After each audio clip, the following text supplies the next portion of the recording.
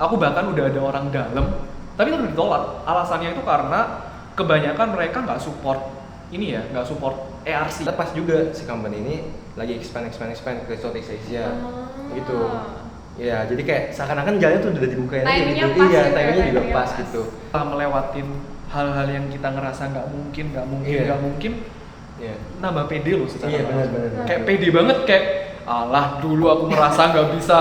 Dulu aku merasa aku kan nggak bisa mimpin rapat pakai Mandarin kan, itu nggak bisa banget. Aku kayak dulu sampai gemeter, fisik, mental, psikolog sakit semua. Oh iya kok, jadi sampai berkonsultasi gitu? Aku sampai ke psikolog, sampai ke nutrisionis. Oh. 1, 2, 3, 4.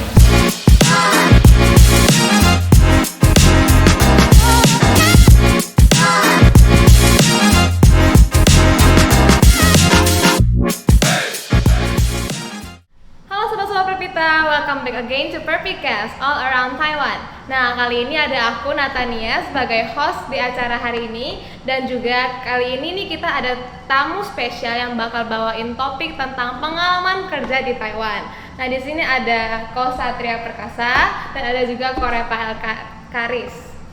Nah, cocok banget nih guys, kalau teman-teman pingin tahu tentang pengalaman kerja di Taiwan, bisa pantengin videonya sampai akhir ya. Sebelum kita mulai, jangan lupa klik tombol subscribe dan juga like untuk video ini.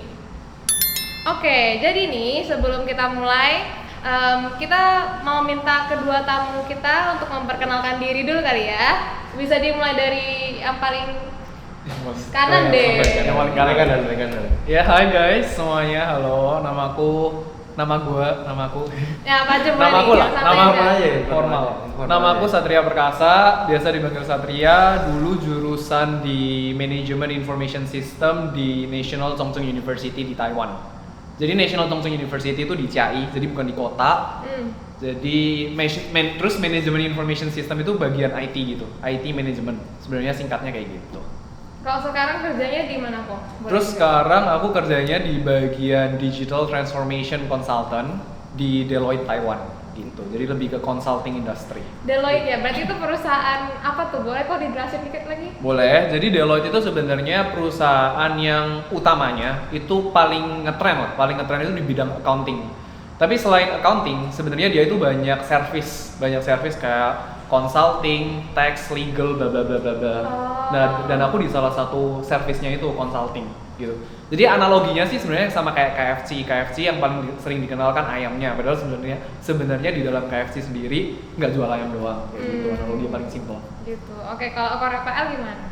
Halo guys, pertama-tama kenalin dulu, nama gue Rafael Karis. Gue dulu sekolah di NTST, National Taiwan University of Science and Technology. Dan jurusan gue tuh Information Management. Jadi di jurusan gue kita gak cuma belajar programming atau IT doang, tapi jurusan gue ini ada belajar manajemen juga. Jadi bedanya sebenarnya sama computer science tuh rada mirip dikit-dikit ya, karena dulunya bakal belajar programming, cuma kalau di jurusan gue itu memang nggak sedalam, nggak seteknikal dengan dengan computer science gitu. Coding dari gitu ya? Dari segi algoritma apa kayak gitunya nggak sedalam computer science, karena kita masih ada belajar bisnis segi bisnisnya juga. Kayak di cuantinya sendiri, kalau aku tuh cuanti dari sekolahku itu harus bikin kayak semacam aplikasi gitulah, web application atau mobile application, dan ibaratnya kayak bikin startup sendiri gitu lah. Udah dijelasin nggak kok, maksudnya cuanki itu gimana? Mungkin ada Oh iya, cuanki itu final project di universitas. Jadi setiap sekolah, kalau di jurusanku itu tahun ketiga. Tergantung ke jurusan dan sekolah masing-masing ya. Ada yang tahun ketiga, ada yang tahun keempat, atau tahun ketiga semester kedua baru mulai gitu. Terus sekarang Koko kerja di mana teh? Kalau aku kerjanya di eCloud Valley. Jadi eCloud Valley itu company AWS partner, tapi kita juga sebenarnya nggak cuma berhubungan sama AWS. AWS itu by the way Amazon Web Services, itu cloud provider.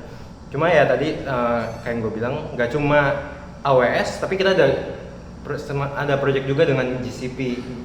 GCP itu cloudnya Google atau Oracle juga gitu. Dan untuk title gue sendiri, titlenya Solutions Architect. Jadi job desk-nya tuh ngapain? Jadi secara simpelnya, misalnya kamu ada mau punya startup sendiri, mau bikin aplikasi, mau punya web application atau mobile application, pastinya butuh server dong, butuh server, butuh database kayak gitu. Nah, kalian yang kayak gitu bisa datang ke company kita bisa bantu desain tuh infrastrukturnya tuh butuh kayak gimana, database-nya tuh butuh size-nya kayak gimana, servernya tuh kayak gimana. Jadi kayak penyimpanan gitu. data gitu-gitu Iya, ya? salah satunya. Tapi sebenarnya cloud itu sangat-sangat luas gitu. Oh, ribet juga ya. Berarti ini Lumayan. Koko berdua sama-sama di information system ya, Kok ya? Iya, kebetulan sama Iya. sih. Iya, tadi aku barusan Iya. bilang sama kerja. Sebenarnya apa yang kita pelajarin kurang lebih mirip. Jadi information management system ya sama sih ya. Ngulang aja sih. Kita lebih ke di tengah-tengahnya penghubung antara engineer sama manajemen. Bener. Sebenarnya simpelnya kayak gitu. Mirip sama kalau yang dulu tuh teknik industri ya. Teknik industri. Penghubung antara arsitek Dengan engineer, dengan sisi mungkin teknik mesin atau iya, apa kurang, gitu ya. kurang ngerti Iya. sih kalau misalnya bagian. Berarti ini pas kerjaan kan udah, kok kerjaan Koko nih kira-kira ngapain nih?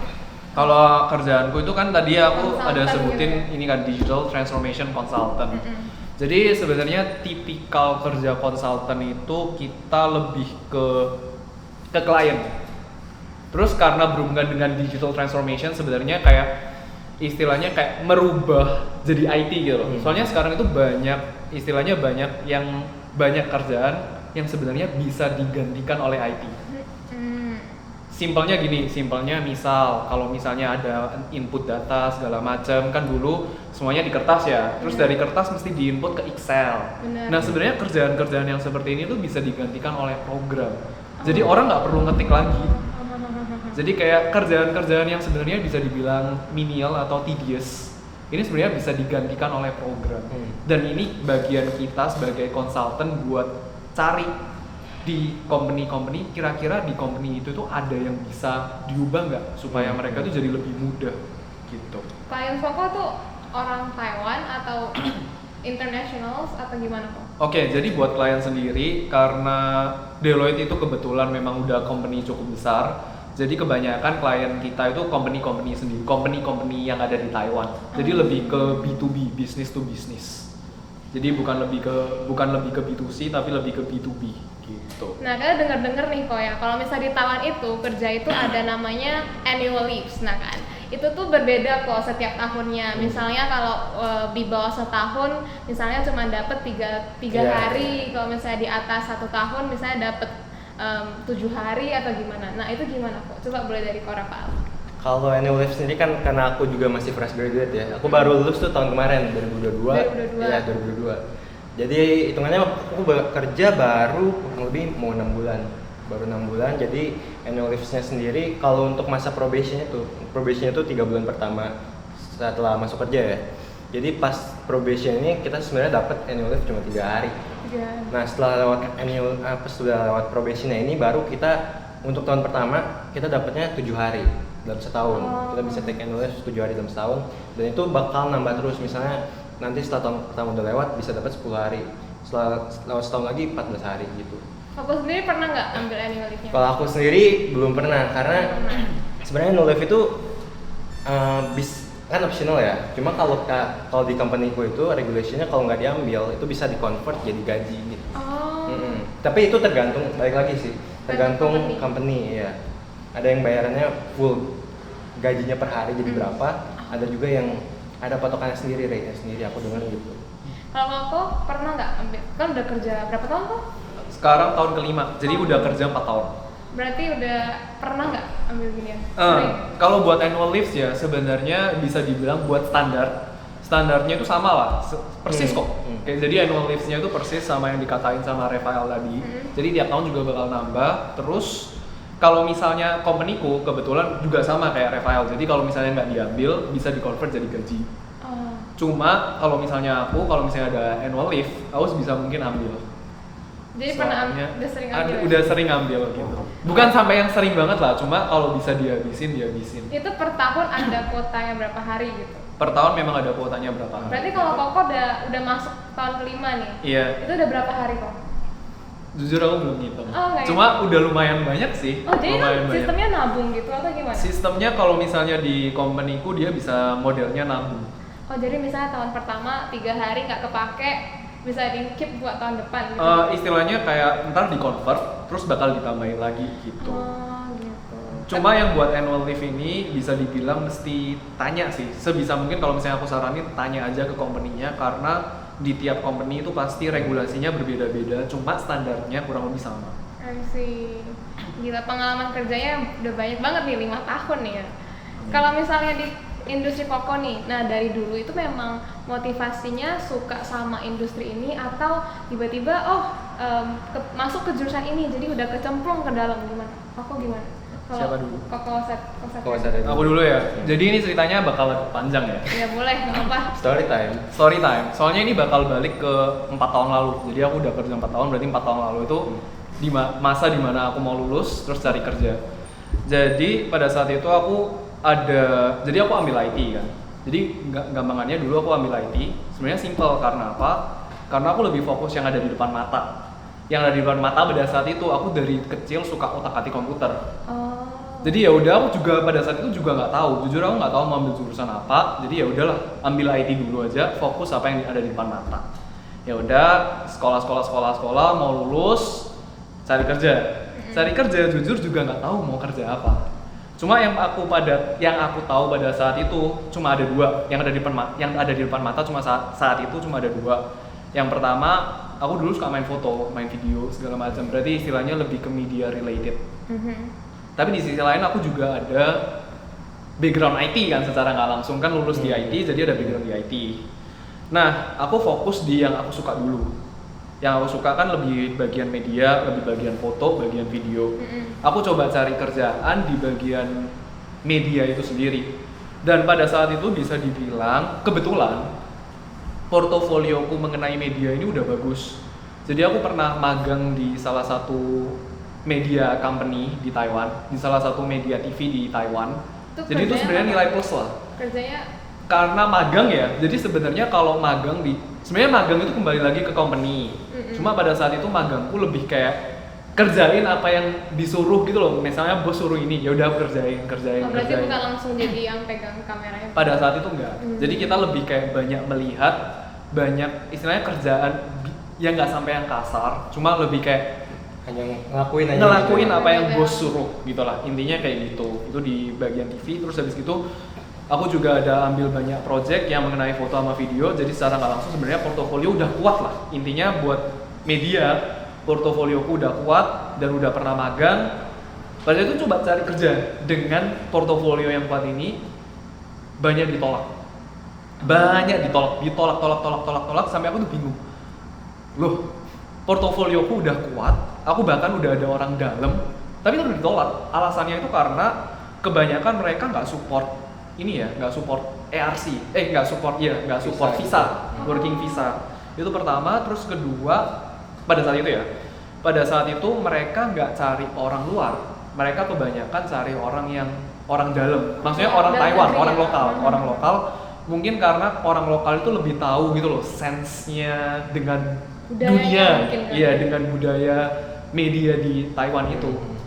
Dari situ aku jadi mikir, kalau misalnya aku kesini terus, kayaknya bakal ditolak terus gitu loh. Dan pada saat itu ya udahlah, aku nggak bingung, maksudnya ya udahlah, aku kan udah mencoba, aku coba banting setir. Akhirnya dari situ aku coba banting setir, coba ke IT. Kenapa akhirnya banting setir ke IT? Karena yang media ini ditolak terus. Dan yang IT ini sebenarnya aku juga nemuin masalah baru. Soalnya jujur yang IT ini sebenarnya aku bisa dibilang sekolah untuk lulus. Jadi aku nggak ada portofolio sama sekali. Aku udah 4 tahun kuliah, aku jujur aja kayak bisa dibilang belajar juga nggak sampai yang belajar gimana. Dan ya udahlah, tetap aku cobain interview dulu lah segala macam. Dan ya wajar aja awal-awal aku ditolak, soalnya aku nggak ada portofolio. Dibilang knowledge kayak misal ada interview question kan, kalau misalnya apply di bagian IT itu biasa ada interview questions tentang program gitu. Technical. Aku nggak technical, agak technical. Kok pengalaman ya Pak? Agak technical ya, agak technical Relate banget. Dan aku pada saat itu aku beneran kayak aku nggak bisa ngerjain, kosong. Jadi aku kosong gini. Sampai ditanyain loh, kamu itu mau kerja di sini, tapi kamu kok nggak ngerti apa-apa. Itu kayak deg banget sih. Dikasih kertas, jawab langsung gitu. Dan dikasih kertas, terus disuruh jawab, terus dia tinggal. Jadi kayak dibagi jadi 2 pada saat itu. Ujian gitu ya? Tes gitu ya? Kayak tes, Tertulis. kayak tes tertulis gitu. Ya udah, pada saat itu akhirnya aku lebih ke kayak setelah melewati interview itu aku kayak coba review ya. Kayak maksudnya kayak apa ya yang salah dari aku, apa ya yang harus aku perbaiki atau ubah. Dari masa mencari kerja itu akhirnya aku belajar. Jadi dan bisa dibilang interestingnya aku lebih belajar banyak IT pada saat proses mencari kerja daripada kuliah 4 tahun. Itu interesting, cukup interesting. Jadi selama 4 tahun itu ya selama bisa dapet. Ya sebenarnya bisa dibilang ya belajar, cuma kayak lebih nggak fokus. Fokusnya dulu soalnya kebetulan pada saat itu lebih ke media, jadi kayak fokusnya emang ke sana gitu. Jadi pas pilih jurusan nggak gitu karena suka komputer gitu ya, jadi ambil jurusan itu ya? Iya, karena pada saat jadi interestingly kayak aku media ini sukanya pada saat masuk jurusan IT, terus organisasi, terus kayak kebetulan entah kenapa aku pokoknya disuruh bagian media gitu loh. Disuruh bagian yang ngurusin Instagram, foto segala macam. Terus dari situ kok suka.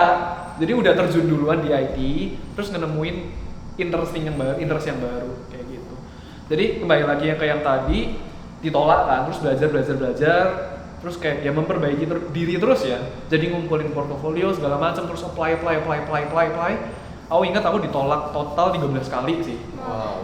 Tolak 13 kali dan pada saat itu aku lebih belajar dari kegagalan banget. Iya, belajar dari kegagalan banget dan aku tipe orang yang kayak ya udah kayak istilahnya sampai ada interview aku suka nggak suka aku datengin.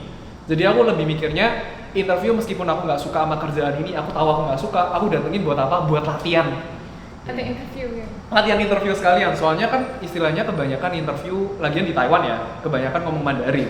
Jadi kita kayak misal, 请你自我介绍. Nah, misal kayak gitu tuh. Dulu aku kayak gitu, tapi gara-gara udah 13 kali udah kebiasaan. Tapi gara-gara udah kebiasaan, soalnya dia kebanyakan pasti diawalin dari kayak gitu loh. Jadi kayak oke, aku udah tahu mau ngomong apa nih, kayak gitu. Dan akhirnya berujung diterima. Terus yang Deloitte ini yang terakhir jadi company Kopko itu iseng-iseng juga atau emang gimana kok? Nah sebenarnya karena pada saat itu aku juga nggak tahu ya, maksudnya IT itu sebenarnya luas. Kayak kita ngomong IT itu luas, kayak cloud itu IT. Banyak lah sebenarnya, banyak AI bla bla bla itu IT semua. Dan pada saat itu jujur karena aku juga baru lulus, aku nggak tahu IT yang bagian mana gitu. Jadi aku cuma apply apa yang IT, apply dulu aja. Aku tipikal orang, ya maksudnya ada orang yang memang diberkahi ya. Kayak mereka insight, oke aku tahu mau ini. Nah aku bukan tipe orang yang seperti itu kebetulan. Aku tipe orang yang kayak apa yang ada di depan mata, jalanin dulu aja. Ya udah pokoknya jalanin dulu aja. Ada nggak enaknya sih, soalnya aku jadi mesti ngerasain nggak enaknya gitu loh. Susah-susahnya. Ngerasain susah-susahnya, tapi ya udah mungkin jalannya orang beda-beda ya. Dan ya udah ini jalanku, ya aku tetap jalanin. Dan dari sini sebenarnya aku jadi punya kesimpulan gitu loh, kayak hidup gak ada yang pasti sih. Yang penting menurutku dari pengalamanku ya udah coba jalanin dulu aja. Selama kita ngerasa itu betul, ya udah jalanin aja. Soalnya aku yakin Pak Tuhan pasti nonton kita kayak gitu. Kalau Repel gimana, motivasinya apa kok? Oke, sebenarnya lumayan panjang juga nih, tapi kayaknya nggak setaf kayak Mas Satria nih. Iya, soalnya ditolak gitu. Iya, aku nggak sampai 13 kali sih, nggak sampai 13 kali. Gimana? Cuman pertama kali itu aku juga sama kayak Mas Satria. Aku pas masuk kuliah sebenarnya kayak, wah gue mau masuk jurusan yang mana ya sebenarnya gitu. Karena kalau dibalik lagi ke sebelumnya lagi ke SMA itu aku sebenarnya kayak gak jelek tapi nggak bagus banget, tapi nggak ada yang kayak rata-rata. Iya kayak rata-rata gitu. Kayak semua ya udah gitu, aman aja gitu. Nah, jadi kan tapi dari situ kan bingung kan, misalnya kalau ada orang yang suka matematikanya beneran bagus banget, mungkin orangnya jelek tapi matematika, at least tahu matematikanya itu bagus, mereka bisa ke jurusan matematika, atau yang IPA-nya memang bagus di jurusan itu. Kalau gue sendiri gue kayak generalis. Iya, generalis banget kalau bisa, generalis. ya. Tapi nah jadi ada problem juga kayak gue sebenarnya maunya apa gitu. Iya. Nah, terus pas itu ngobrol-ngobrol sama guru BK waktu. Terus dia nyaraninnya karena kamu tuh emang overallnya emang lumayan oke gitu, emang bisa lah di semua pelajaran gitu. Jadi dia nyaranin ke teknik industri tadi atau ke sistem informasi. Nah, antara dua ini. Terus pas aku mikir-mikir lagi sambil apply sambil mikir, aku apply ke dua jurusan ini, dua-duanya aku pilih. Kan di FYI kan ada jalur kepala sekolah ya, apply ke sini. Bisa pilih banyak jurusan. Nah, jurusan ini dua-duanya aku pilih. Terus ya pas thankfully ya, mungkin karena emang udah jalannya gitu dari Tuhan. Aku pas malam, aku ingat banget pas waktu apply itu tiba-tiba mikir, wah kayaknya bagusan ke sistem informasi gitu. Tiba-tiba. Iya ada tiba-tiba, insight gitu iya ya? tiba-tiba ngerasa aja kayaknya lebih bagus ke sistem informasi karena tiba-tiba tuh tiba-tiba jadi interest aja make ngotak-ngatik komputer. Oh ini caranya makanya gini, karena kan kayak misal sesimpel kayak shortcut gitu nggak banyak orang tahu gitu. Aku suka iseng-iseng aja cari tahu makanya gimana sih gitu. Nah simpel dari situ mulai kayaknya ke sistem informasi lebih pas gitu.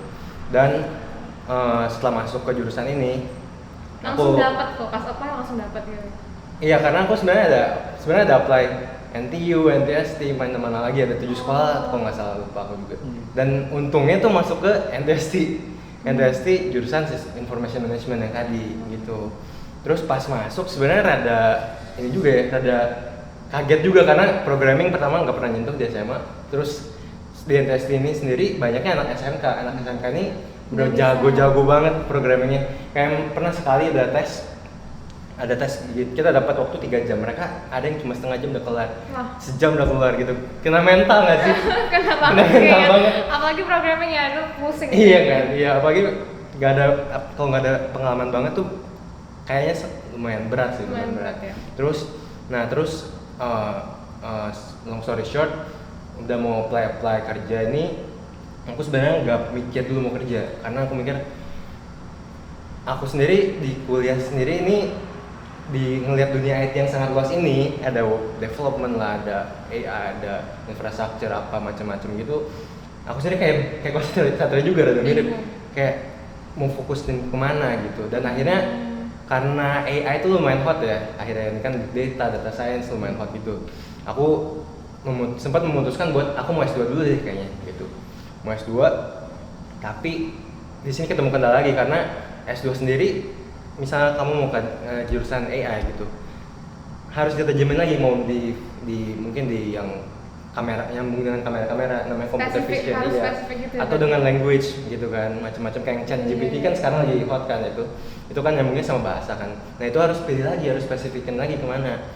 Nah di situ sempat ketemu jalan buntu banget dan akhirnya ya aku ada nih dipertemukan lagi dengan orang yang pas gitu.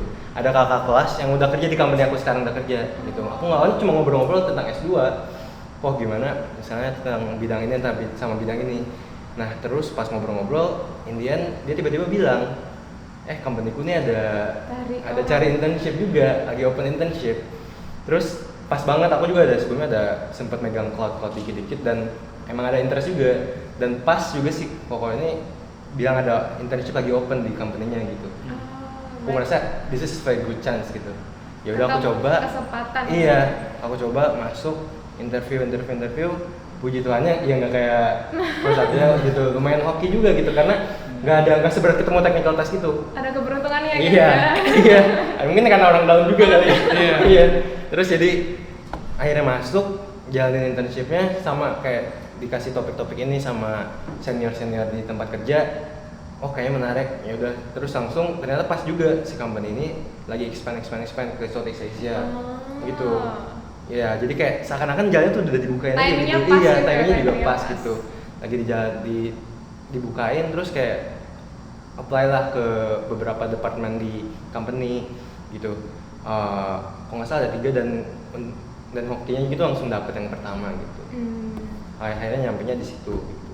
Berarti karena timingnya pas, ada orang dalam. Nah, itu iya kayak tiba-tiba jalannya udah mulus aja gitu.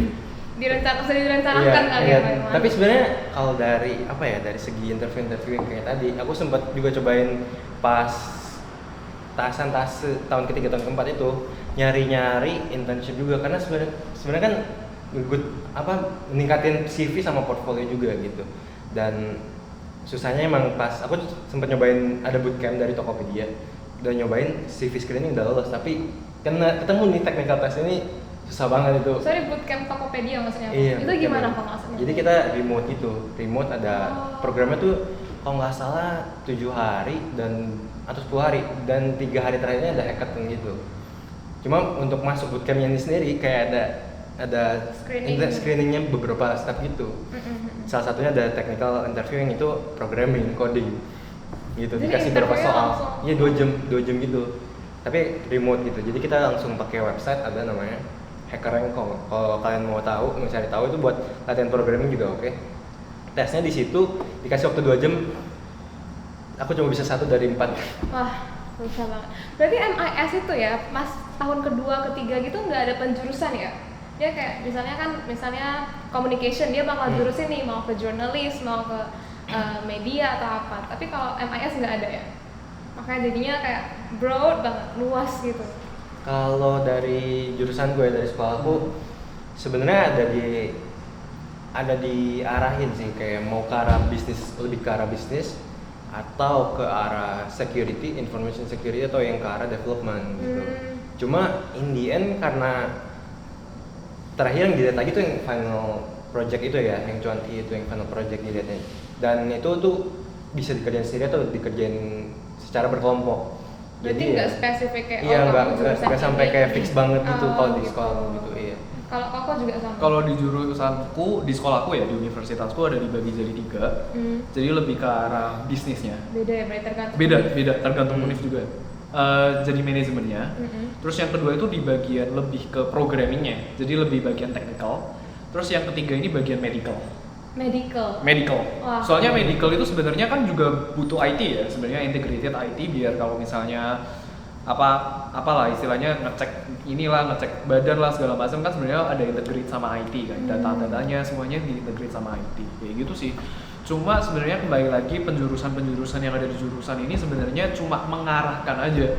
Sebenarnya mereka ini istilahnya cuma alat ya, sebenarnya mereka ini sebenarnya cuma alat dan bagaimana cara kita sebagai orang itu menggunakan alat itu sendiri. Sebenarnya lebih ke sana sih.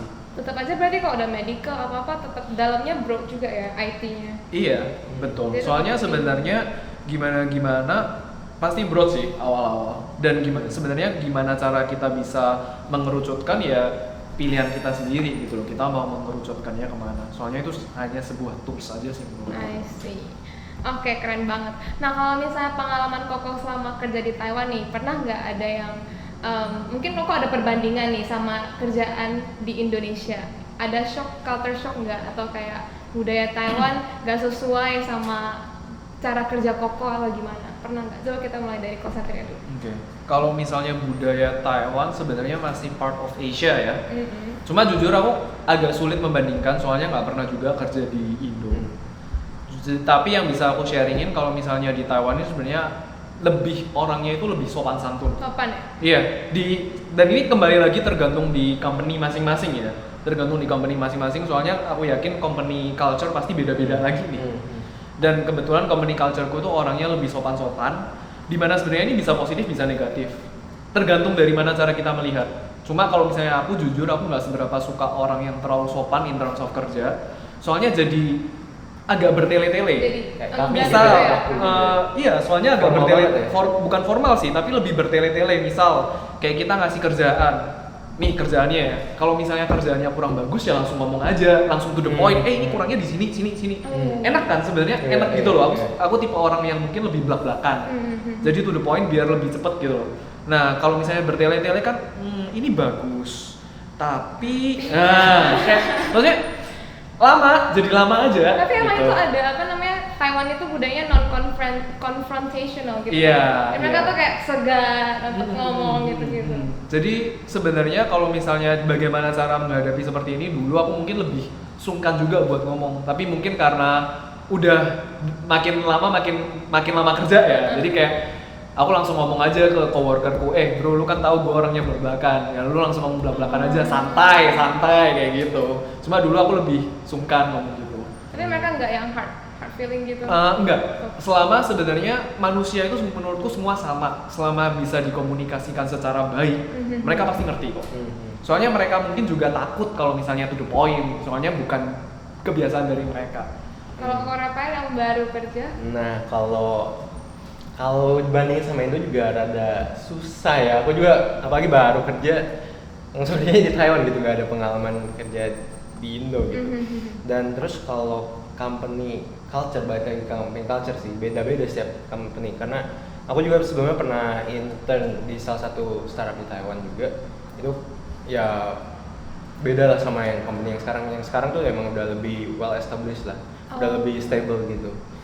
Dan apa ya, ada beberapa company culture yang aku lihat kalau misal di startup sama yang conventional bisnis gitu itu sangat-sangat berbeda. Kalau di yang aku tuh company culture-nya lebih fleksibel karena lebih mirip startup gitu. Kita ada working space apa gitu. Jadi kalau ngobrol, kalau mau ngasih tahu, ngasih input kayak tadi Coach saya bilang emang bisa lebih to the point aja gitu. Karena aku juga kebetulan departemen aku sendiri pun lagi develop satu platform yang memang B2B sih, platform B2B gitu.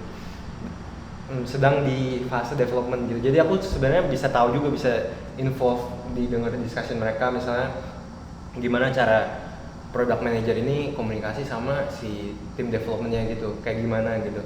Dan yang menurut aku menarik itu kayak mereka cara solve problem itu jelas gitu. Mereka bisa menanyakan hal yang tepat gitu. Nanyain hal misalnya bagian teknikal ini, si orang PM-nya ini tuh bisa nanya yang tepat juga gitu. Dan nggak terkungkung terjebak di limitation yang non technical doang gitu. Dia mau untuk terjun di technicalnya juga gitu. Berarti mereka berani lah ya untuk express opinion mereka gitu. Iya, kayak misalnya ada kayaknya menurut gua caranya lebih baik gitu. Kita bisa discussion gitu. Jadi gak cuma stuck di satu cara doang, tapi sebenarnya kan cara nge-solve problem kan ada banyak ya. Iya, ada banyak banget, bisa segala macam kemungkinan gitu. Dan yang menurut gue menarik itu cara diskusinya sih, kayak gimana caranya kita bisa menjadi satu tim yang sangat kompak dan efektif mungkin gitu. Udah aku gitu sih. Diskusinya lebih apa ya? Lebih santai tapi tetap to the point gitu. Iya. Berarti kalau misalnya kamu pernah nggak kayak ada kesalahan rekan nih tapi nggak berani ngomong kayak gitu, pernah nggak?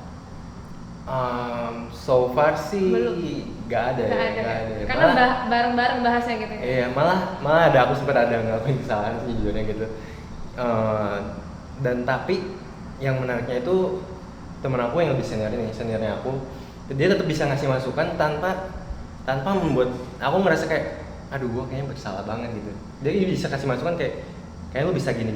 Jadi kayak dikasih tahu salah lu apa tapi dikasih tahu solusinya juga gitu. Jadi kayak aku sebagai yang fresh graduate itu ada arahan kayak gue cara ningkatin performance gue tuh kayak gini. Oke. Nah, tentang pengalaman kerja di Taiwan nih, Koko pernah nggak ada takut sama ekspektasi kerjaan gitu, kayak dikasih ekspektasi yang cukup besar dan takut kalau diri sendiri tuh nggak bisa capai ekspektasi itu, pernah nggak? Kalau dimulai dari kayaknya aku dulu ya. Aku lebih baru kayaknya, soalnya iya. masih lebih fresh kayaknya. Boleh. Kalau aku kan title-nya Solutions Architect itu mirip-mirip sebenarnya kayak IT consultant gitu sebenarnya. Jadi kita harus ngerti customer butuhnya apa dan kita harus bisa desain arsitektur yang paling pas buat si customer ini. Ini kayak menurutku setelah beberapa bulan ini ngelihat observe, aku ngerasa wah ini sebenarnya butuh beberapa tahun pengalaman gitu. Kayak buat aku yang fresh graduate tuh lumayan berat juga expectation-nya, apalagi sekarang tuh ada ongoing project juga yang lumayan besar, tapi di handle sama senior dan aku ngerasa wah ini cara negotiate terus cara discuss sama customer itu menurutku itu salah satu hal yang beberapa hal yang nggak bisa dipelajari dari sekolah gitu. Itu salah satu skills yang cuma bisa dipelajari pas sudah terjun gitu. Dan memang ada beberapa ekspektasi gitu yang aku ngerasa wah kayaknya diri aku sendiri belum bisa gitu. Iya. Boleh jelasin nggak kok maksudnya arsitektur di IT itu gimana? Ya misalnya sesimpel servernya butuhnya kayak gimana, terus networkingnya kayak gimana gitu. Karena cloud itu sangat bergantung sama network ya, internet gitu. Internet kayak infrastrukturnya, servernya butuh berapa gitu, database-nya butuh berapa, terus ada gimana cara ningkatin efisiensi aplikasinya gitu, kurang lebih kayak gitunya. Berarti ya itulah ya tekanan dari ekspektasi dari customer gitu. Dan dari company juga kan, karena kan kalau ketemu customer terus kita bilang hal yang salah itu kan ke kita nggak bagus, ke company nggak bagus. Iya gitu kan, kayak bawa kredibilitas diri sendiri dan company juga gitu. Dan menurutku itu lumayan ada pressure lagi buat kalau fresh graduate gitu. Tapi ya untungnya aku dikelilingi dengan orang-orang yang suportif gitu. Jadi aku bisa discuss, bisa nanya-nanya gitu gimana cara nge-handle atau kondisi kayak gini, nge-handle customer yang misalnya nanya kayak gini gitu. Nice. Nah kalau Ko Satria gimana? Kalau aku ya, simpelnya gini sih. Yang namanya ekspektasi itu pasti ada, maupun di dunia kerja ataupun di dunia sekolah, apalagi dunia sekolah yang mungkin kalian lebih bisa relate. Kamu udah belajar pasti punya ekspektasi nilai 100. Misal, ya kan, maksudnya karena udah belajar pasti punya ekspektasi nilainya bagus gitu kan. Ini sama di dunia kerja. Kayak kita dianggap sebagai profesional mungkin ya karena aku konsultan ya, jadi kerjaanku itu berhubungan dengan klien. Jadi klien juga punya ekspektasi kalau misalnya aku ini profesional. Sedangkan bisa dibilang aku juga baru kerja, misalnya 4 tahun kerja itu bisa dibilang mau profesional seprofesional apa sih? Nah gitu. Jadi sebenarnya itu bukan di ekspektasinya, tapi bagaimana cara kita merespon ekspektasi yang diberikan itu. Jadi bukan faktor eksternalnya tapi lebih ke faktor internalnya.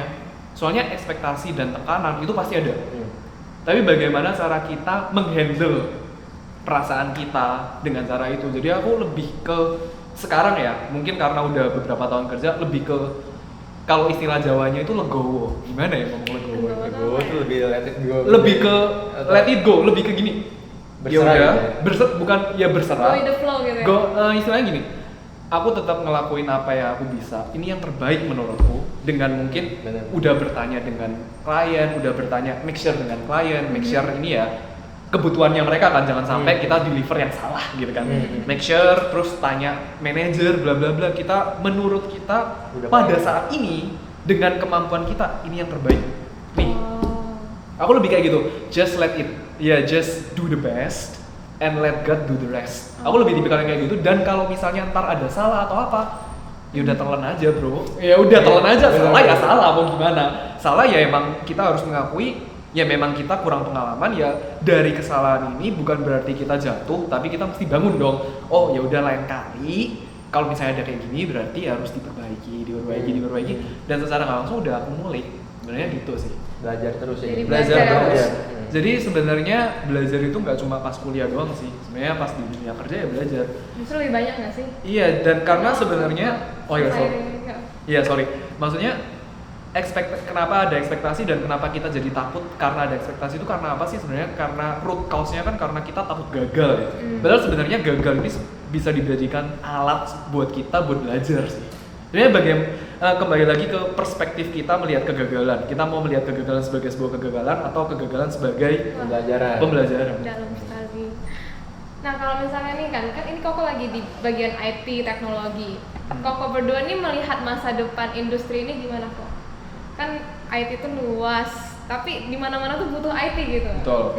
Jadi masa depan yang Koko lihat tuh gimana? Siapa dulu nih? Siapa dulu nih? Oke, kayaknya aku dulu ya. Ya udah boleh. Boleh. Santai. Kalau dari aku sendiri ya, dari perspektif seorang cloud engineer. Luis, oke. Jadi kan karena apa ya, cloud itu sebenarnya teknologi yang relatif baru gitu ketimbang yang lain-lain yang mungkin udah lebih lama adanya gitu, kayak web development gitu. Nah, cloud sendiri itu pun menurutku itu ini salah satu industri yang nggak bakal mati gitu, karena ya setelah kayak kita lihat gitu makin kesini makin banyak aplikasi kan di internet juga makin banyak apa service yang ada gitu. Entah itu mungkin kayak Netflix gitu, dulu kan nggak ada kan, dulu kan kita harus nyewa DVD langsung ke tokonya gitu kalau mau nonton kan. Terus kayak sesimpel kayak Uber gitu, Uber Eats, Uber yang buat transportation itu kan dulunya kan nggak ada.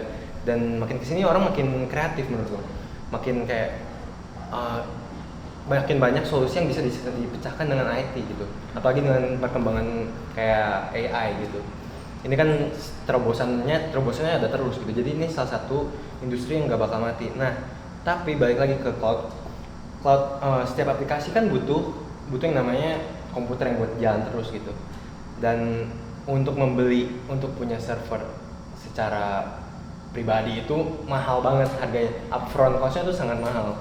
Jadi kenapa aku bisa bilang cloud ini nggak bakal mati, karena cost-nya di cloud ini untuk entry barrier untuk masuk cloud ini nggak semahal kalau mau punya kayak server sesimpel beli server sendiri gitu. manajemennya sendiri pun nggak seribet itu. Jadi untuk dari cloudnya sendiri ini pun menurut aku ini nggak mungkin berkurang, malah bakal expand terus. Seiring demandnya tuh bakal ada. Nah, untuk IT in general tuh menurut aku ya teknologi ada itu sebagai tools untuk kreativitas manusia gitu. Jadi mungkin kita pasti pernah dengar suatu saat nanti AI atau robot bakal gantiin semua pekerjaan manusia gitu. Tapi menurut aku benar, itu ada sisi benarnya dengan yang kita bilang untuk pekerjaan yang monoton, pekerjaan yang mengulang-ulang terus, kayak misalnya terima order kan kayak gitu kan, itu bisa disimplify dengan teknologi. Terus misalnya kita manggil ojek, manggil Uber, itu kan disimplify dengan teknologi kan. Itu pekerjaan yang bisa digantikan dengan misalnya yang dulu kalau tradisional mungkin call center kan, berarti kan taxi call center, itu kan bisa diganti. Nah tapi dengan adanya teknologi yang kayak makin maju terus ini, AI apa macam-macam, pekerjaan yang baru pun diciptakan gitu. Kayak dulu pekerjaan sebagai content creator itu nggak ada kan, ya kan, nggak mungkin ada. Pekerjaan video editor itu kan nggak ada dulu. Jadi pekerjaan yang lebih ke arah kreativitas, pekerjaan yang menggunakan gimana cara orang bisa memanfaatkan teknologi sebaik mungkin, itu bakal muncul gitu ke depannya. Jadi IT nggak mungkin musnah gitu, malah makin develop terus gitu. Makin banyak lagi lapangan kerjanya. Iya, apalagi kan kayak sekarang siapa yang bakal kepikir coba ada EV Tesla gitu kan. Iya, bisa nyetir sendiri gitu, atau autopilot. Ya kan kayak gitu. Jadi menurut aku bakal tetap develop terus. Kalau dari Koko gimana? Ya, Rafael udah cover banyak sih sebenarnya. Aku cuma nambahin dari sudut pandang yang lain. Sebenarnya kita kembali lagi ke dasar IT.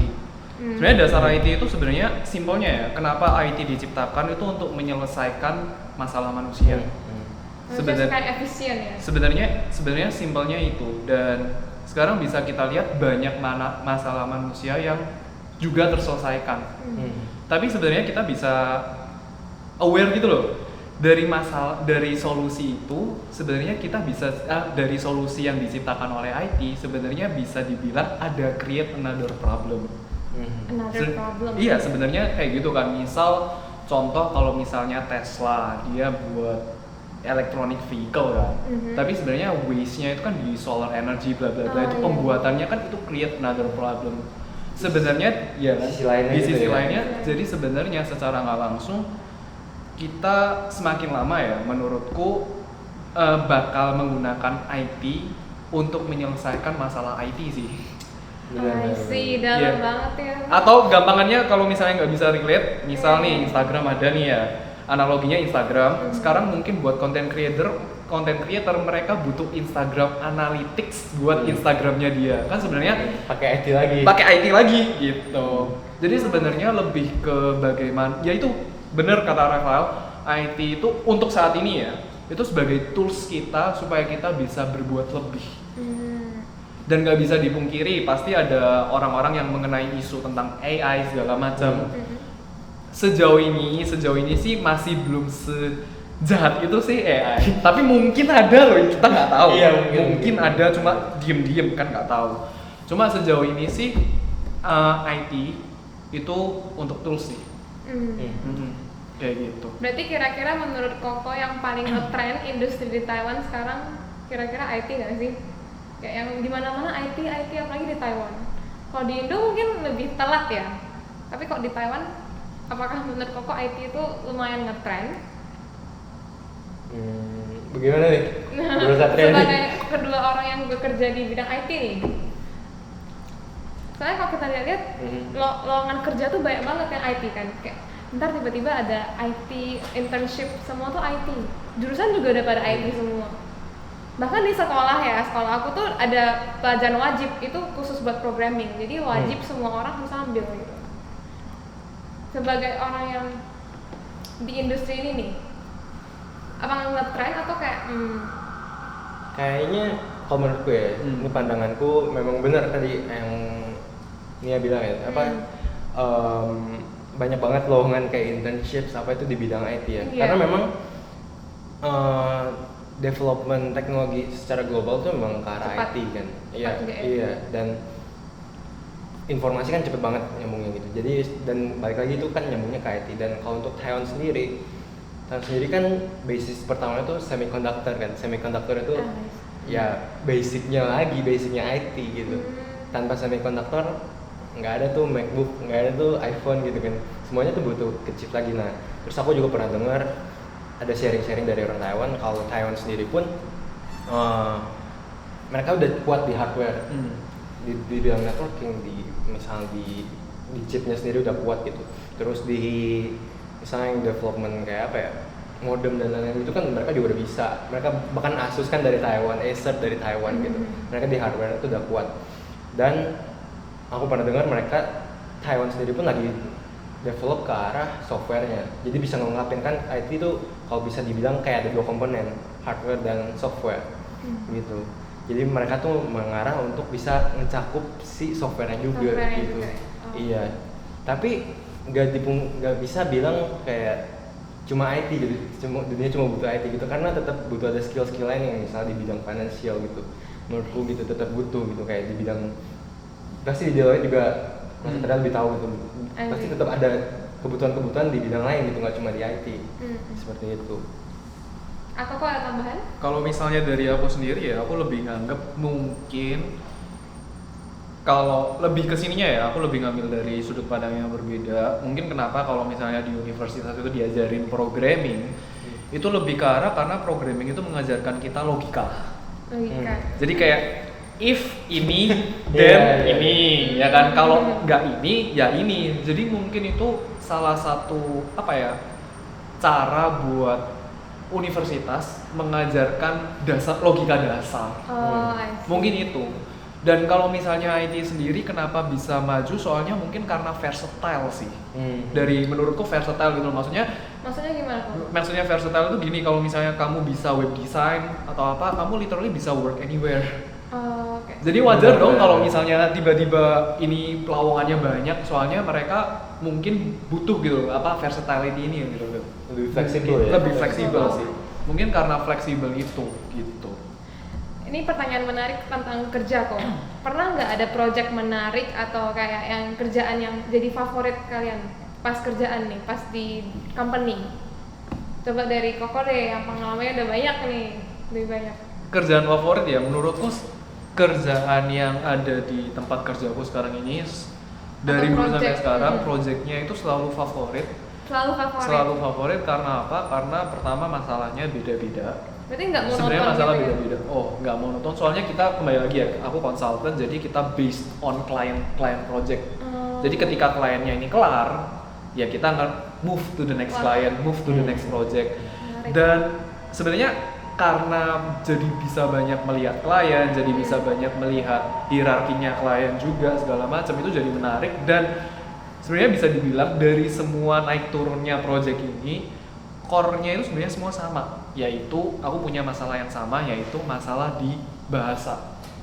Dalam arti gini, soalnya gimana nih ya, aku dulu pertama kali datang ke Taiwan itu nggak bisa Mandarin sama sekali, nol betul. Dan berarti sekarang total aku 4 tahun kuliah, 4 tahun kerja, berarti 8 tahun di Taiwan.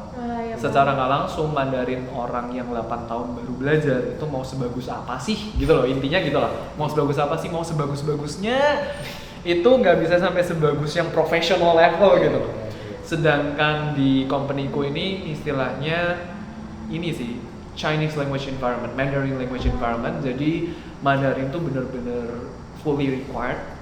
Dan yang namanya konsultan, jadi kita mesti bisa komunikasi, kita mesti bisa rapat pakai Mandarin, terus mesti ngimpin. Pressure-nya banyak kan? Terus mesti habis rapat discuss kasih feedback, terus habis gitu tulis notulen rapat semua pakai Mandarin, baca apa namanya heye itu apa? Kontrak. Baca kontrak juga pakai Mandarin, terus mesti revise kontraknya, terus kayak sebenarnya masalah-masalah ini itu bukan masalahnya sih sebenarnya, tapi yang bikin jadi aku interesting itu kayak ngerasa wow, kalau misalnya aku di Indo mungkin aku nggak bisa bakal cari cara kreatif buat nyelesain masalah ini. Soalnya aku jadi secara nggak langsung aku udah tahu nih ini masalah terberatku, aku mesti cari cara kreatif dong, cara yang bener-bener berbeda yang mungkin orang lokal nggak bisa rasain gitu. Dan orang lokal nggak bisa nggak bisa relate sama masalahku gitu. I see. Lebih ke situ sih kalau aku ya, lebih ke mikir secara kreatifnya buat nyelesain masalah. Jadi unik gitu ya setiap project ya, setiap project. Tapi core-nya sebenarnya sama, core-nya itu. Kalau aku Wah, pernah. sebenarnya kita mirip banget sih, company-nya kayak di bidang konsultan juga ya. Dan ya benar banget yang dibilang Pak Satria gitu. Menariknya tuh bisa ketemu klien dari mana-mana, dan kebetulan juga company-ku ini kan udah expand ke Southeast Asia juga. Bisa dibilang baru lah, kalau ke Southeast Asia itu baru banget.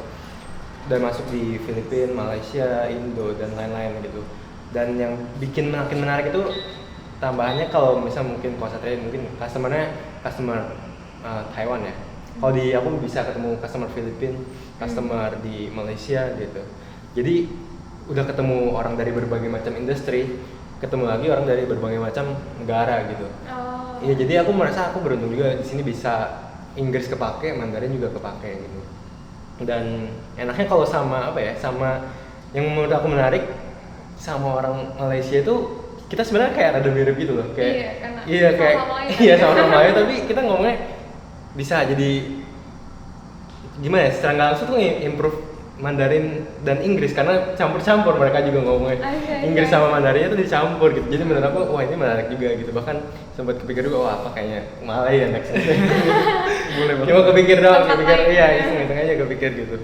Dan apa ya, bener sih yang Kak Satria, aku juga nambahin aja kayak di sisi ini kita kerja kan gak cuma kerja gitu, gak cuma kayak gua duduk datang jam 9, datang sampai jam 6 kerja, bikin kontrak atau ketemu sama klien, nggak cuma kayak gitu kan.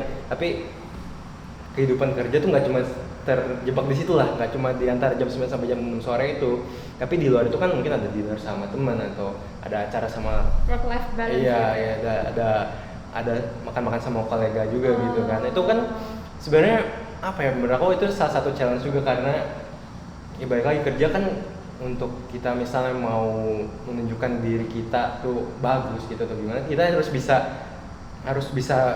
masuk juga ke lingkungan mereka gitu. Kita harus bisa showcase diri kita juga gitu. Dan satunya menurut aku yang problem buat sekarang, kalau misalnya lagi dinner ini misalnya contoh aja dinner lagi banyak kan gitu, aku masih lumayan challenge menurut aku, karena kan kayak misalnya kayak kita discussion gini kan kita udah nggak mikir kan mau ngomong apa. Sedangkan kalau Mandarin kita harus ini gini, terus tiba-tiba lagi denger ini artinya apa ya gitu kan. Itu salah satu cara salah satu challenge lah itu. Dan ya mungkin kalau langsung balik ke Indo kan mungkin gak kepake dan malah lupa Mandarinnya gitu. Itu salah satu poin plus lah kalau kerja di sini challenge-nya. Pernah nggak ya ada kayak misunderstanding gitu gara-gara bahasa, kayak harus maksudnya tuh ini tapi yang dia tangkapnya beda gitu? Pernah nggak kamu? Wah, sering kali itu mah. Tapi dalam hal kerja gitu, kerjaan. Untungnya omongan santai doang, obrolan santai doang. Iya, jadi kayak maksud gue gini sebenarnya gitu. Jadi itu. Iya. Kalau sampai bentuk ya campur Inggris lah. Campur Inggris ya berarti ya. Iya. Berarti nggak pernah kalau kerjaan. Nggak So pernah. far Ya? aman sih kalau kerjaan. Masih aman. Kalau Koko? Misunderstanding pasti ada. Iya, sering banget. Pasti ada, apalagi kalau bukan native language ya. Bahkan yang native language aja kita bisa misunderstanding. Jadi sebenarnya lebih ke profesional aja gitu loh. Kalau misalnya kita emang beneran nggak 100% pasti sama maksudnya, aku punya kebiasaan buat double check. Double check. Jadi double check itu dalam arti mungkin bisa aja langsung tanya, maksudmu ini kan?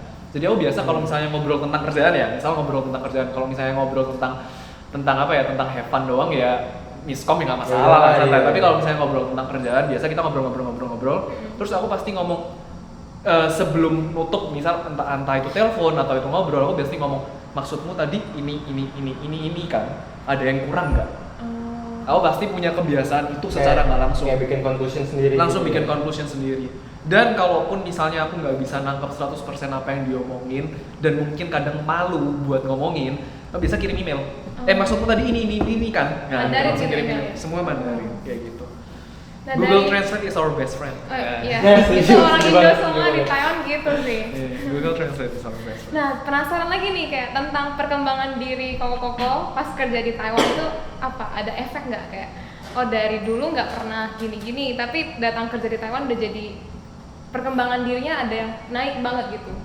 Boleh dimulai dari Ko Satria mungkin? Boleh sih. Kalau perkembangan diri ya, menurutku kita mau kerja dimanapun, mau kerja di Taiwan, mau kerja di Indo, mau kerja dimanapun, sebenarnya kembali ke kita sendiri sih. Kitanya mau berkembang apa enggak gitu. Cuma sebenarnya yang bisa aku mungkin kayak bisa aku dengan pede ya ngomong itu pasti ada perbedaan. Dengan pede bisa ngomong itu perbedaan yang paling signifikan adalah karena aku kerja di luar, karena aku kerja di lingkungan bahasa Mandarin, di mana bahasa Mandarin itu bukan bahasa yang aku benar-benar kuasain. Aku lebih bisa berpikir secara kreatif dan itu membantu banget berpikir secara kreatif buat menyelesaikan sebuah masalah. Jadi nggak bersikukuh gitu. Mungkin kalau misalnya di Indonesia, mungkin sama-sama aku bisa belajar time management, money management. Itu mungkin menurutku mau di negara manapun kita bisa belajar itu, stress management. Menurutku semua bisa sih dimanapun, stress management, time management, bla bla bla bla, yang hard skill itu bisa. Cuma buat berpikir secara kreatif untuk menyelesaikan solusi yang sangat standar, yang sangat kecil ini sebenarnya sangat kecil tapi ini loh, tapi parah loh maksudnya kalau misalnya salah.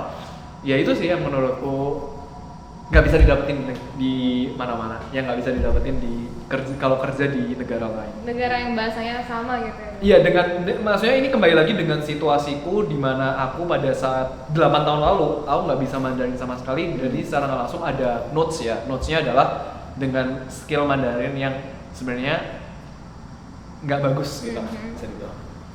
Oke, kalau Koko? Kalau dari aku sendiri, aku merasa setelah ya 4,5 tahun di sini, aku merasa salah satu hal yang paling valuable tuh, aku merasa pikiranku dibuka kayak gini, kayak gak ada hal yang kita nggak bisa pelajarin sebenarnya.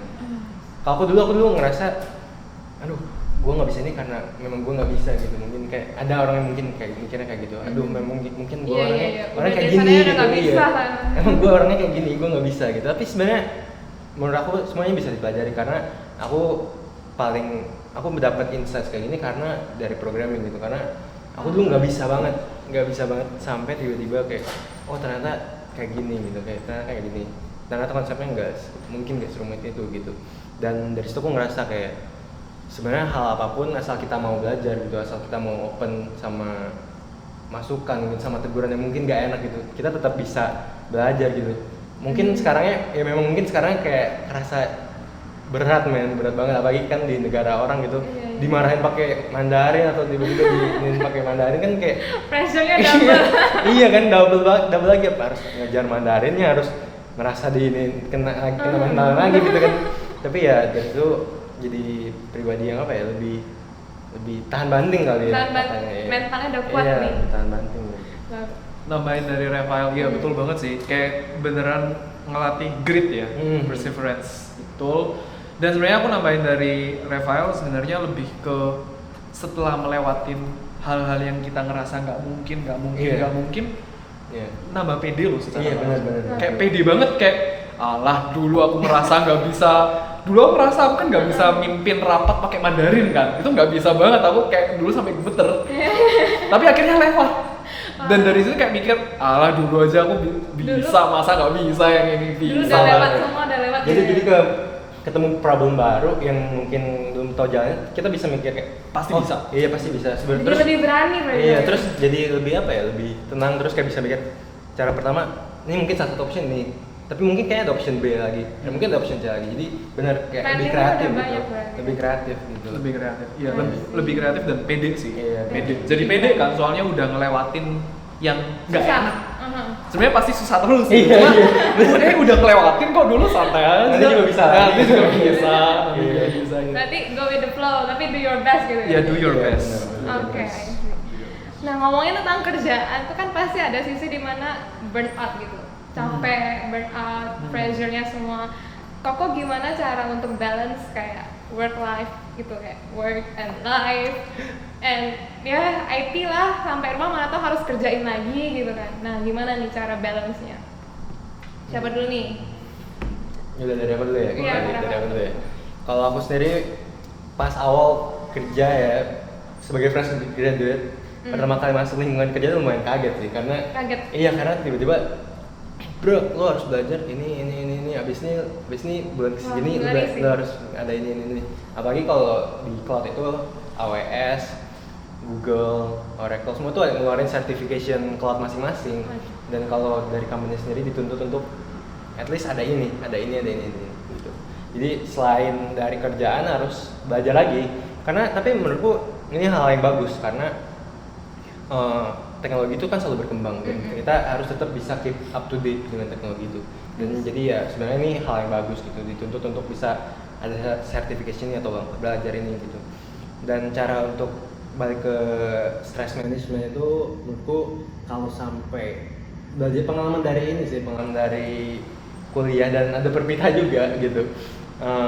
Caranya iya ada Perpita juga gitu, ada pengalaman dari Perpita juga. Jadi sebenarnya belajar kalau misalnya udah merasa mumet banget ya memang gak bisa dipaksain, harus let go gitu. Emang iya tapi tetap harus kasih yang terbaik gitu. Cuma ya emang tetap perlu istirahat, perlu serius, tapi soalnya sekalipun seberat apapun itu toh maksudnya udah beres gitu kan, udah beres mungkin selama beberapa minggu, beberapa bulan ini emang harus berat banget. Ya udahlah lakuin semaksimal mungkin gitu. Toh udahnya bisa istirahat gitu. Kalau aku mikirnya kayak gitu. Jadi supaya ke diri sendiri pun nggak terlalu terbeban gitu kayak dengan ekspektasi. Berarti misalnya udah pulang kerja masih ada nggak kok kayak kerjaan yang harus dilanjutin di rumah gitu? Sempat ada. Sering atau? Kalau aku sendiri karena masih junior ya, statusnya masih junior solution architect gitu, jadi masih lebih banyak waktu untuk keep up dan belajar gitu. Dengan belajarnya kan nggak cuma di teknologinya tapi tentang gimana si company itu ngeran bisnis mereka gitu. Karena kan harus ketemu klien, mungkin ada manner yang harus diikutin gitu kan. Itu harus dipelajari juga gitu. Kalau Koko? Kalau aku sendiri ya sebenarnya kita kembali lagi ke definisi dari work life balance. Definisi dari work life balance tiap orang itu pasti beda-beda. Ada orang yang nganggap 8 jam kerja, 8 jam hidup hidup buat diri sendiri itu balance. Ada orang anggap 16 jam kerja, itu masih balance. Itu balance. Nah, itu kembali lagi ke bener. istilahnya sweet spotnya orang-orang. Nah, sebenarnya kalau dari aku sendiri, aku bisa dibilang dulu pas 2 tahun pertama kerja di company-ku yang ini, aku burnout karena aku nggak bisa ngikutin pace-nya. Dan aku istilahnya maksudnya proses orang pasti beda-beda. Dan aku mungkin kebetulan harus melewatin proses ini di mana aku harus 2 tahun burnout sampai di titik di mana aku burnout itu sampai ngaruh ke psikolog, mental dan fisik. Waduh, berat ya Kak ya. Jadi nggak tahu sih, aku ngerasa kadang hidupku itu kayak mungkin aku harus melewati kegagalan dari kegagalan ini jadi belajar gitu. Iya. Dan enak gitu loh, jadi sekarang bisa sharing juga ya. Iya, jadi banyak pengalamannya ya. Jadi sebenarnya dari sini yang bisa aku pelajarin adalah nggak bakal ada habisnya. Intinya itu, kerjaan nggak bakal ada habisnya, ekspektasi nggak bakal ada habisnya. Kembali lagi gimana caranya kita bisa mengontrol faktor-faktor itu. Kembali lagi ke kitanya sendiri loh. Sebenarnya kalau bisa dibilang dulu aku burnout karena apa? Karena aku mau menyelesaikan dan mau memenuhi ekspektasi. Tapi kembali lagi loh, apakah aku perlu memenuhi ekspektasi itu? Kan bisa aja sebenarnya nggak perlu kok. Sebenarnya ngapain aku harus nilai 100? Aku bisa aja nilai 70. Toh 70 juga lewat. Misalnya kayak gitu. Ya. Yang penting kan cukup. Tapi kenapa aku maunya 100? Nah, sebenarnya kembali lagi kemana? Ke pressure yang kita put on ourselves kan. Sebenarnya kembali lagi ke bagaimana cara kita mengontrol diri kita sendiri sih. Bagaimana cara kita dan pikiran tuh ya. Iya, mengontrol diri dan pikiran supaya kita ini sebenarnya udah cukup gitu. Sebenarnya lebih ke sana kalau misalnya menurutku. Dan di sini menurutku yang namanya sharing ke orang itu penting. Soalnya kadang kalau misalnya kita udah terlalu sibuk sama diri sendiri, kita jadi nggak sharing dan kita akhirnya makin lama makin belok dan nggak sadar kalau belok. Ketika kita nggak sadar, maksudnya belok itu gimana? Misalnya kayak kita udah belok itu dalam arti kayak kita melenceng dari tujuan awal gitu. I see. Dan ketika tidak ada orang yang mengingatkan ya kita akhirnya melenceng terus. Dan ketika udah balik lihat belakang kayak lu aku melenceng udah jauh gitu. Dan pada saat itu aku untung karena aku ada sharing dan juga karena yaitu fisik, mental, psikolog sakit semua. Oh iya kok, jadi sampai berkonsultasi gitu? Aku sampai ke psikolog. Aku sampai ke psikolog, sampai ke nutrisionis. Wow. Wah. Jadi pada saat itu kayak tujuanku pada saat setelah melewati 2 tahun kerja, aku ngerasa kayak anjir, aku kerja 2 tahun badanku sakit semua, kayak anjir, kayak aku mau mati muda, aku takut. Oh berat ya?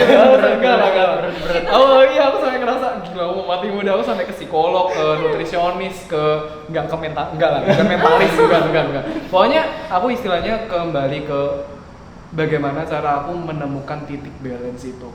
Mungkin aku dulu lebih ke ekstremis di mana tidak ada work life balance tapi work kayak gitu. Work and only work gitu ya. Tapi ya dari situ aku akhirnya belajar kan. Maksudnya mungkin yang namanya jalan orang itu beda-beda gitu. Mungkin karena emang ada aku istilahnya memilih untuk jalan ini dan akhirnya disadarkan kayak oh ternyata ada cara yang lebih bagus gitu. Berarti sekarang cara Koko untuk balance-nya gimana? Cara aku untuk balance lebih mengontrol diri sendiri kayak ini cukup satu gitu. Oh, jadi nggak misalnya kerja selesai kerja udah nggak lihat kerjaan lagi gitu. Lebih Nggak ke kayak gitu. istilahnya aku dapat project ini bermanfaat nggak buat masa depanku. Misal kayak gitu.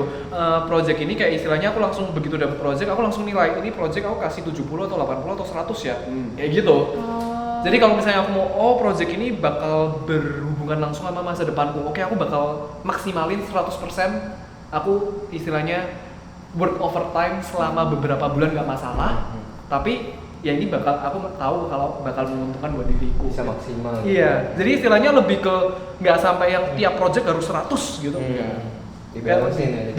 Lebih dibalansin soalnya aku lebih mikirnya aku nggak mau mati muda gitu. lebih mikirnya ke sana, Pemikiran bagus guys. Soalnya kalau misalnya 100 semua Capek mungkin terus. bakal ngarah ke badan, gitu. Ya, hati-hati berarti ya harus Iya. hati-hati. Kayaknya aku juga nambahin dikit deh. Nah, Iya, boleh. Soal ekspektasi kan tadi ekspektasi Iya. ke diri sendiri. Apa ya? Aku sebagai fresh grad gitu yang belum ada pengalaman kerja kayak full time. Mungkin kita sebagai fresh grad mungkin yang mau apalagi buat teman-teman yang lulus kayak mikir kerja gue nanti bakal kayak gini, gaji gue bakal segini, gue bisa dapat belajar gini. Tapi kadang ada beberapa hal yang di dunia kerja mungkin nggak kesampaian ya kayak gitu, nggak seindah itulah gitu. Dari pengalamanku sendiri aku jadi kayak merasa tertekan sendiri gitu kayak Karena ekspektasi sendiri iya juga. karena ekspektasi sendiri kayak misalnya yang tadi misalnya bawa rapat di dalam Mandarin gitu kan kayak gue harus bisa, aku taruh ke diri aku sendiri aku mau ngasih 100 harus bisa ngasih yang terbaik lah gitu. Tapi mungkin karena keterbatasan yang sekarang ada gitu mungkin nggak sebagus itu ya, memang apa ya, ada beberapa hal yang memang ya udah harus diterima dulu aja gitu. Toh maksudnya nanti bisa ditutup lagi gitu ya, pelan-pelan dipelajari gitu. Ya nambahin di sisi itu aja sih ya, di ekspektasi sebagai sebagai orang baru lulus lah gitu. Berarti kadang ada nggak pemikiran-pemikiran usah ekspektasi terlalu ideal gitu. terlalu tinggi gitu Iya, terlalu maksudnya. ideal kadang. Terlalu lulus kan. ideal. Kan baru lulus belum merasa pahitnya gitu Iya, ya. enggak lah. Enggak. Belum Jadi baik, takut belum. nih buat saya belum lulus gitu ya. Terus nih penasaran juga kok untuk plan ke depannya pengen stay di Taiwan atau gimana? Berhubung kan umur ya, udah bertambah terus nih.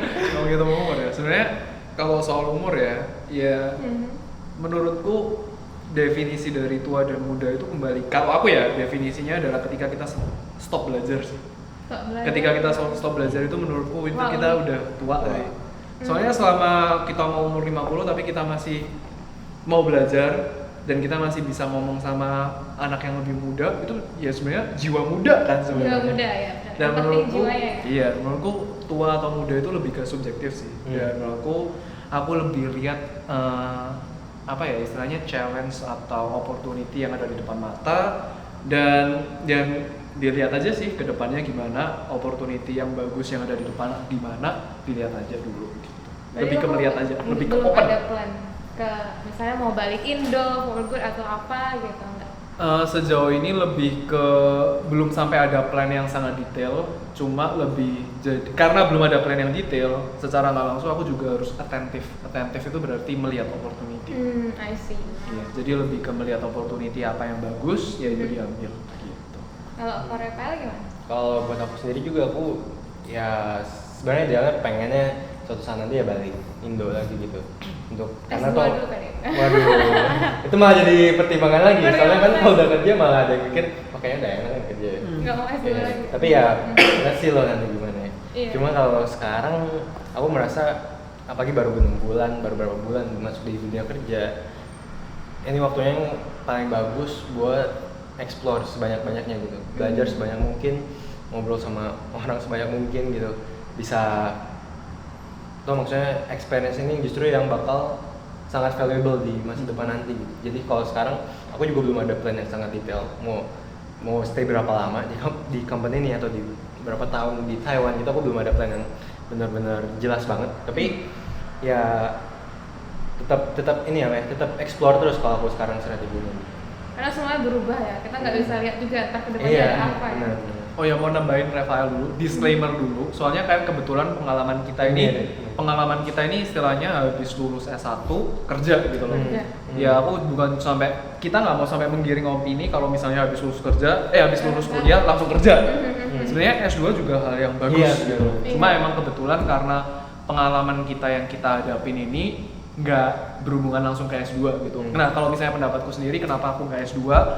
Sebenarnya karena aku tipe orang, aku sadar kayak kita harus sebelum kita mengambil keputusan, kita harus tahu sendiri kita itu tipe orangnya seperti apa. Nah, aku adalah tipe orang, aku udah tahu kalau aku ini tipe orang yang sukanya belajar di lapangan. Oh. Dimana karena suka belajar dari lapangan ya karena dari kegagalan ya mungkin karena saking bodohnya ya mungkin karena saking bodohnya di sekolah makanya kayak gitu itu bodoh kayaknya. Nah, aku tipe orang yang kayak gitu karena aku lebih ngerasa belajar di lapangan itu lebih challenging. Iya. Ya kan aku minta sendiri ya, dikasih challenge nih gitu. Iya, Ya karena ngerasa aku sukanya di sana, jadi S2 menurutku bukan sebuah opsi. Karena ketika aku S2 aku ngerasa istilahnya aku kemungkinan besar tidak mendapatkan apa-apa, dan udah terbukti dari pas aku cari kerja aku ngerasa aku lebih belajar daripada 4 tahun kuliah. Itu parah sih. Tapi ada orang yang S2 itu supaya gajinya Lebih bisa naik. naik. Nggak salah. Sebenarnya kembali lagi ke tujuannya Iya, itu iya. apa? Tujuannya apa? Benar. Gitu. I see. Nah, kalau misalnya nih kita mau tanyain nasihat dari Koko nih yang udah kerja di sini untuk orang-orang yang lagi nyari kerja atau fresh graduate juga, gimana kok? Dari Korek dulu deh yang fresh graduate juga. Oke. Buat teman-teman yang baru lulus ya atau mau lulus, hendak lulus nyari kerja. Kalau dari aku simpelnya coba aja dulu semua. Kayak apapun, ada kesempatan apapun, coba aja dulu. Dan tapi di sela-sela mencoba ini tetap ada evaluasi diri sendiri. Kayak aku maunya sebenarnya apa dan aku kurangnya di mana gitu. Kalau misalnya sampai pun masih misalnya unfortunately masih ketolak gitu kan, tetap harus ada evaluasi diri sendiri terus gitu, kayak mau apa karena cari kerja itu banyak faktor yang dipertimbangkan kan ya, kayak dari pertama yang company culture-nya cocok nggak sama kita gitu tuh, terus kerjaan yang kita mau atau enggak gitu. Tapi ya saran yang buat teman-teman yang baru lulus ya apapun itu coba aja dulu, karena misal pun kita mungkin ada ekspektasi gaji gue nanti masuk bidang tech bakal segini tapi ternyata enggak kan, malah jadi kecewa kan gitu. Tapi sebenarnya yang paling penting tuh pengalamannya dulu gitu, kita bisa dapat pengalamannya dulu, karena ya maksudnya secara belak-belakannya kita mau bargain power kita apa sih sebenarnya, apa yang bisa kita offer buat buat company itu sebagai fresh graduate gitu. Malah kita sebenarnya beruntung kalau dari perspektif aku. Oh, diterima ya? Iya, diterima di company yang bagus, diterima di lingkungan yang bisa masuk lingkungan yang bagus, itu salah satu berkat juga gitu menurut aku. Karena dari situ ya sebagai fresh graduate kita masih kasarnya belum bisa deliver yang segimanapun gitu. Bahkan kalau Satria bilang tadi udah kerja 4 tahun, mau seprofesional apa sih gitu kan. Gitu. Jadi ya terus belajar lah kalau buat fresh graduate, terus belajar terus buka mata selebar-lebarnya gitu untuk kesempatan yang ada gitu, karena ya who knows opportunity-nya datang dari mana gitu kan. Gitu. Ada Koko? Nambahin dari Rafael ya, bagus banget Rafael. Aku nambahin aja, sebenarnya belajar dari pengalamanku, kayak aku ambil dari pengalamanku ya. Langsung aja lebih ke fokus aja apa yang ada di depan mata. Start orang itu pasti beda-beda. Start orang beda-beda, mungkin ada orang yang udah tahu mau ngapain, atau mungkin kayak ada orang yang kayak aku nggak tahu sama sekali. Ya udah, fokus aja yang ada di depan mata, jalanin aja. Mungkin step pertama itu mengerikan gitu, tapi secara nggak langsung kamu emang harus take that step gitu kan. Jalanin dulu aja, jangan takut gagal. Kalaupun gagal, anggap itu sebagai sebuah opportunity kalian buat naik ke level berikutnya. Lebih ke ya benar kata Rafael, evaluasi diri terus. Soalnya dari kegagalan pasti ada sesuatu yang aku kurangnya apa ya. Jadi lebih ke sebenarnya ini lebih ke psikolog juga ya, lebih ke pasti ada dua sisi. Yang namanya barang ya, pasti ada dua sisi. Kamu mau lihat sisi positif atau sisi negatifnya. Jadi menurutku lebih train diri kita sendiri buat selalu positive thinking aja. Oke, berarti kuncinya pertama evaluasi diri, hadepin yang ada sekarang, think positif ya kok ya berarti. Think positif. Belajar terus ya. Belajar terus sih, belajar terus. Berarti Dan selama jiwanya mau belajar, itu masih jiwa muda guys. bersyukur, Iya. bersyukur juga, bersyukur Ya. Bersyukur itu kayak istilahnya bisa bikin kita supaya selalu mau untuk belajar dan berbenah diri. Ekspektasi juga harus dikontrol ya berarti ya. Hmm. Oke, nah mungkin itu aja kali kok yang bisa kita bahas hari ini, dan itu pembahasan di Perpikes kali ini. Jangan lupa juga untuk teman-teman yang nonton, subscribe dan show your some love by klik like button, dan juga bisa di-share videonya untuk teman-teman yang lain supaya bisa dapat informasi lagi tentang pengalaman kerja di Taiwan. Nah, itu dia sekian dari aku Natania dengan kedua tamu undangan. Satria Perkasa Dan Rafael Karis. okay, see you guys in See next ya. Perpikes Thank you, guys. episode. Thank you. Bye bye.